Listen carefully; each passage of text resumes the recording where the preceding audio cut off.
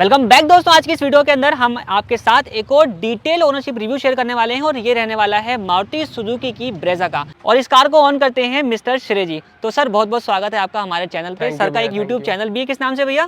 Cars advisory नाम। तो आज की इस वीडियो में बेसिकली हम जानेंगे कि इन्होंने ब्रेजा क्यों परचेज करी है और ब्रेजा को इन्होंने अब तक जितना भी चलाया है किस तरीके का इस कार से उनको रिस्पॉन्स मिला है। तो सर सबसे पहले बताइए, आपने कार को कब परचेज किया? मैंने परचेज किया भैया ये 4/10/2022 को, 4 अक्टूबर को। 4 अक्टूबर को। अभी तक आपने इस कार को कितना चला लिया है? 1030 किलोमीटर। तो अगर बात की जाए इस कार को परचेज करने के रीजंस की, तो आपने ब्रेजा क्यों परचेज करी है? मेरे को ब्रेजा ही लेनी थी क्योंकि पिछली गाड़ी मेरे पास जो थी वो शेवरोलेट की थी, वो आपको पता होगा कंपनी जा चुकी है। तो अब मेरा एक ट्रस्ट था कि नई इंडियन ब्रांड ही लेना है मारुति का, तो मैंने फिर मारुति की ये सबसे बेस्ट लगी मेरे को गाड़ी, तो मैंने ये परचेज करी। तो ये गाड़ी आपको ऑन रोड कितने की पड़ी है? ऑन रोड पड़ी हुई है 1086 की। 10,86,000 रुपये। तो कुछ एक्सेसरीज वगैरह भी परचेज करी है या फिर? हाँ, एक्सेसरी परचेज करी 15,000 की। तो सर जब आप इस कार को परचेज करने का प्लान कर रहे थे तो आपने कौन कौन सी गाड़ी देखी? मैंने कोई भी नहीं देखी, मेरे को यही लेनी थी और मैंने यही ली है। तो कोई खास रीजन था आपका कि आपने सिर्फ डायरेक्टली ब्रेजा ही परचेज करी है? हाँ, क्योंकि मेरे को मारुति ही लेनी थी और मारुति में ब्रेजा ही थी जो सबसे बढ़िया बिल्ड क्वालिटी आती है और इसमें फीचर्स भी अच्छे आते हैं और प्लस स्पेस भी गाड़ी में अच्छा है। तो मतलब अदर कंपटीशन की बात करते हैं तो अदर कंपटीशन को आपने देखा नहीं है? नहीं, मैंने ओनली बिल्कुल नहीं मारुति के नाम पे आपने ट्रस्ट किया और कार को परचेज कर लिया। इसकी नई की जो बैक लुक आई है वो सबसे प्यारी आई है। बैक लुक वो मेरे को बहुत प्यारी लगती है। तो सर अब ब्रेजा के अंदर कई सारे वेरिएंट आते हैं, लाइक बेस में LXi है, VXi, ZXi, ZXi प्लस। तो आपने VXi ही वेरिएंट को क्यों ही कंसीडर किया है? क्योंकि भैया मेरे को अंदर इसमें एक तो स्टीरियो कंपनी का चाहिए था इस बार, और ऑटोमेटिक क्लाइमेट कंट्रोल चाहिए था, और पीछे के 2 हेडरेस्ट भी नहीं आते थे, वो भी मेरे को चाहिए थे। तो मेरे को ये ज़्यादा वैल्यू फॉर मनी लगा LXi से कंपेरेटिवली। मतलब कहने का मतलब ये है कि जितनी भी आपको चीज़ें चाहिए थी अपनी गाड़ी के अंदर बेसिक रिक्वायरमेंट के हिसाब से, वो सारे कुछ आपको कंपनी फिटेड चाहिए थी। हाँ जी बिल्कुल। तो अभी आपको गाड़ी की परचेज कर लिया आपने, 1000 किलोमीटर चला ली, सर्विस हो गई है? सर्विस हो गई पहले। कैसा रहा सर्विस का एक्सपीरियंस? सर्विस एक्सपीरियंस कुछ भी नहीं था, उन्होंने सिर्फ चेक किया, वॉशिंग हुई और गाड़ी बाहर आ गई, कुछ भी नहीं था। तो कितना टाइम लगा वहाँ पे? और अगर रेटिंग करनी हो मारुति की सर्विस को तो शेवले के मुकाबले आपने पहले वहाँ सर्विस वगैरह कराई होगी, तो उसके हिसाब से अगर आपको रेट करना हो मारुति की सर्विस को तो कैसा कहोगे? मारुति की सर्विस अच्छी थी, 2 घंटे लगाए सर्विस में और सर्विस बहुत प्यारी थी मारुति की। इससे पहले कोई मारुति की गाड़ी आपने यूज़ करी है? हाँ, इसके पहले मेरे पास शेवरोलेट थी, उससे पहले मेरे साथ मारुति वर्सा थी। मारुति वर्सा थी। तो आप बताइए कि मारुति की जो सर्विस है, जिस तरीके से कहा जाता है कि मारुति की सर्विस काफ़ी अच्छी है और इनका नेटवर्क बहुत बढ़िया है और सर्विस भी काफ़ी अच्छे तरीके से कर देते हैं, तो वो आपके साथ सेटिस्फेक्शन के साथ हो गया सारा कुछ? हाँ बिल्कुल सेटिस्फेक्शन थी।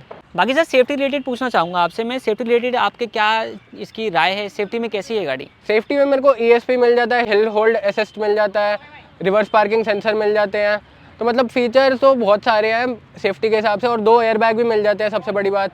और इसके जो ZXi है, अब मारुति ने पता नहीं कहाँ से, मारुति सेफ्टी के लिए आपको पता जानी नहीं जाती, लेकिन फिर भी 6 एयरबैग दे दिया है टॉप मॉडल में। वो क्रेटा जो आई है वो 3 स्टार रेटेड है, ये फिर भी 4 स्टार है, उससे तो थोड़ी हैवी हो गई है। तो अभी इसको कभी लेकर गए हो बाहर वगैरह? नहीं, अभी बाहर नहीं गई है। तो माइलेज वगैरह ज़्यादा? माइलेज एक बार मतलब हाईवे पे जस्ट छोटी सी ट्रिप हुई थी तो उसमें 17 की माइलेज आई थी। तो अगर कंटिन्यू आपने कितनी गाड़ी चलाई होगी सर? कंटिन्यू मैंने 200-300 किलोमीटर गाड़ी चलाई है और माइलेज अपनी 17 की? माइलेज 17 की निकाली, तो वो भी फर्स्ट सर्विस से पहले थी वो माइलेज। इसमें एक सनरूफ वाला वेरिएंट भी आता है ZXi, और तो आपने वो नहीं सोचा कि सनरूफ लेनी चाहिए गाड़ी? नहीं, एक्चुअली सनरूफ वाले वेरिएंट पे वेटिंग बहुत ज़्यादा थी, वो 8 मंथ्स की वेटिंग बता रहे थे, तो ये मेरे को जल्दी मिल रही थी तो मैंने ये ले ली। लेने का मन आपको अपर वेरिएंट था, लेकिन ड्यू टू वेटिंग आपने इस वाले वेरिएंट पे आना पड़ा। लाइट का रिस्पॉन्स नाइट टाइम में कैसा है? इसके अंदर आपको मिलता है हेलोजन प्रोजेक्टर। ठीक है रिस्पॉन्स मेरे हिसाब से, लेकिन जो ZXi में आता है वो तो बहुत बढ़िया है। तो फॉग लाइट लगाने की रिक्वायरमेंट पड़ती है? फॉग लाइट हाँ मैंने सोचा है लगवाऊंगा इन फ्यूचर। तो भाई अब आ चुके हैं ब्रेजा के इंटीरियर में और यहाँ से आप देखें तो VXi वाला जो वेरिएंट है ना, इसके अंदर आपको काफ़ी सारे फीचर्स जो हैं वो मिल जाते हैं और मेरे हिसाब से सारे कुछ बेसिक रिक्वायरमेंट को जितने भी फीचर्स हैं वो फुलफिल करते हैं, वो सारे आप यहाँ पर देख पाएंगे। जैसे कि 7 इंच के साथ अपना एंड्रॉइड ऑटो, एप्पल कारप्ले के साथ आने वाला टच स्क्रीन म्यूजिक सिस्टम मिल जाता है, ऑटोमेटिक क्लाइमेट कंट्रोल दिया गया है, steering mounted audio and calling controls मिल जाते हैं, यहाँ तक कि मिरर्स को जो है वो आप यहीं से फोल्ड अनफोल्ड भी कर सकते हैं, वो इलेक्ट्रिकली एडजस्ट कर सकते हैं। चारों पावर विंडो आपको इस वेरिएंट में मिल जाती है और ड्राइवर साइड विंडो है वो ऑटो अप एंड डाउन वगैरह के फीचर के साथ, मतलब कि बेसिक सारी रिक्वायरमेंट जो है वो इस कार के अंदर आपको मिल जाती हैं। तो सर आपका इस बारे में क्या ख्याल है, किस तरीके का आपको इंटीरियर लगता है? इंटीरियर पहले वाली ब्रेजा से तो बहुत सुधार दिया और मेरे को सिर्फ ये प्लास्टिक क्वालिटी पुरानी वाली है बस, बाकी सब नया है। पुरानी ब्रेजा से तो काफ़ी गुना अच्छी बना दिया है इंटीरियर की वाइज में। गाड़ी के इंटीरियर में बैठने के बाद आपको फील आता है कि आप एक 10 लाख रुपए की गाड़ी के अंदर बैठे हुए हैं? बिल्कुल आता है। तो उस हिसाब से अगर मैं बात करूं तो बिल्ड क्वालिटी वगैरह जैसे कि अंदर के प्लास्टिक के पार्ट्स वगैरह हैं उसके बारे में क्या कहना चाहोगे? कहीं सुधार की जरूरत है? पार्ट हाँ बिल्कुल सुधार की जरूरत है। प्लास्टिक के पार्ट वही पुरानी ब्रेजा वाली प्लास्टिक के पार्ट है, लेकिन बस ये है कि थोड़ा इंटीरियर चेंज कर दिया। सर अपनी हाइट क्या रहती है? मेरी हाइट है 5'9". 5'9", तो 5'9" के हिसाब से इसमें आपने जो अपनी सीट एडजस्ट करी हुई है, हाइट एडजस्टेबल ड्राइवर सीट मिल जाती है, तो बोनट अपना प्रॉपर विजिबल रहता है? बिल्कुल, बोनेट बहुत विजिबल रहता है। जब मैंने आप क्रेटा इसको- चलाई है, क्रेटा से भी ज्यादा विजिबल इसका बोनेट है। जब आप कुछ सिटी में चलाते हो तो उस जगह पे चलाने में किस तरीके का फील देती है? बहुत आसानी से चल जाती है या फिर आपको जो है थोड़ा बहुत मेहनत करनी पड़ती है? बहुत आसानी से भैया, बहुत मतलब स्मूथ क्लच है एकदम इसका, और बहुत स्मूथ गियर शिफ्टिंग है इसकी। स्टीयरिंग व्हील का रिस्पॉन्स किस तरीके का है? बहुत लाइट, बिल्कुल लाइट, डी कट्स में स्टीयरिंग व्हील है और बहुत लाइट स्टीयरिंग व्हील है। तो मारुति कहती है कि ये जो है सिटी ब्रेड एसयूवी बनाई है उन्होंने, बिल्कुल। और ग्राउंड क्लियरेंस वगैरह के हिसाब से कहीं लगती हो कभी आपने नहीं, इसका ग्राउंड experience क्लियरेंस किया हो? अराउंड 200 mm है इसकी, 198 mm है, तो सही है वो। सही है, मतलब परफेक्ट तरीके से परफेक्ट अपना है, हो जाता बिल्कुल। है। कभी पीछे 3 लोगों को बैठाया आपने? हाँ, बिठाया है। तो जब आपने अपने हिसाब से गाड़ी की जो ड्राइवर सीट है वो सेट करी हुई है, पीछे कोई बंदा बैठा हुआ है, तो स्पेस वगैरह प्रॉपर मिल जाता है? बिल्कुल प्रॉपर स्पेस है। तो एक बार चेक भी कर लेते हैं भाई की हाइट के हिसाब से, भाई ने सेट करी हुई है, पीछे बैठाते हैं और फिर दिखाते हैं कैसा कुछ इस पीछे का स्पेस है। तो सर के हिसाब से ये गाड़ी जो है अपनी ड्राइवर वाली सीट आगे एडजस्ट है, और यहाँ पे आप स्पेस देख सकते हो। ये भाई भैया दिखाना कितना लेग रूम आपको मिल जाता है, ये देखो बहुत एनफ लेग रूम है मेरे पास। और हेड रूम भी यहाँ पे आप देख हेडरूम भी सकते हो। बहुत अच्छा है। तो 3 लोग जब आपने बैठाए थे पीछे की तरफ, तो उनका क्या रिस्पॉन्स था? कंफर्टेबली बैठे हुए थे? बिल्कुल कंफर्टेबल बैठे थे, कंफर्टेबल इवन 4 भी बैठ सकते हैं इसमें, 4 कोई भी बैठ दिक्कत सकते नहीं हैं। है। तो मतलब ज़्यादा कोई दिक्कत नहीं नहीं होती है। तो अभी आप मथुरा जब लेकर के गए थे तो फुल अपना पैक था मामला, या फिर किस तरीके नहीं से? नहीं, 3 ही लोग गए थे 3 लोग गए थे।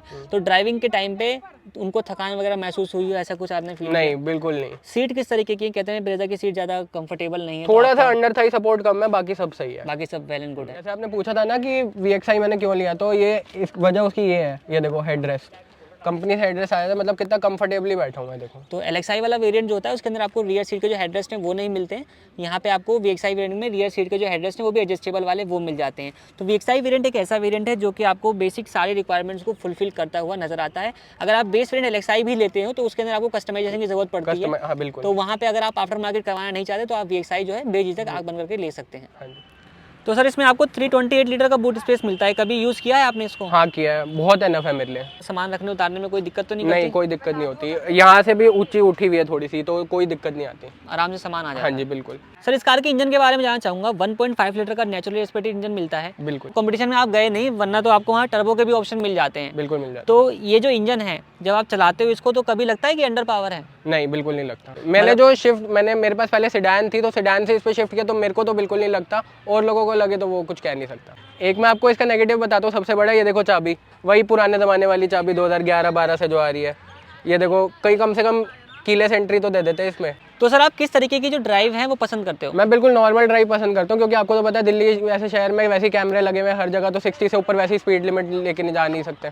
तो उस हिसाब से अगर आपने कंसिडर करनी हो किसी भाई को गाड़ी के 10 लाख रुपए के बजट में या 11 लाख रुपए के बजट में एक कार परचेस करनी हो, और उनका भी यही बजट हो कि उन्हें भी एक कॉम्पैक्ट एसयूवी चाहिए हो, तो आप ब्रेजा को उनको कंसिडर करना चाहोगे? हाँ बिल्कुल कंसिडर करना चाहूँगा। मेरे को बाकी गाड़ियाँ इतनी पसंद नहीं है। टाटा का 3 सिलेंडर इंजन है, वेन्यू में आपको जो वो है वो 1.2 लीटर का इंजन मिल जाता है, और बाकी गाड़ियों में मतलब 1.5 लीटर का अकेली ये गाड़ी है, तो यही सबसे ज़्यादा बेस्ट है इस सेगमेंट में। इस सेगमेंट में अगर एक पॉजिटिव पॉइंट की बात कर लेते हैं तो 1.5 लीटर का जो इंजन है वो एक काफ़ी हद तक जो है वो इसका डील ब्रेकर बन जाता है। बिल्कुल। भाई ये था भाई का रिव्यू कंप्लीट। अभी तो ज़्यादा चलाई नहीं है, करीब 1000 किलोमीटर ही इन्होंने गाड़ी को रन किया है, तो मैं ज़्यादा कुछ डिटेल में इनसे पूछ नहीं सकता। बाकी इस ब्रेजा के रिगार्डिंग इनकी जो चैनल है उसके ऊपर आपको लगातार अपडेट मिलते रहेंगे। तो भाई एक बार फिर से बता दीजिए किस नाम से अपना चैनल कार्स है? एडवाइजरी के नाम से। इस तरीके के आप वीडियोस कहाँ पे अपलोड करते हो?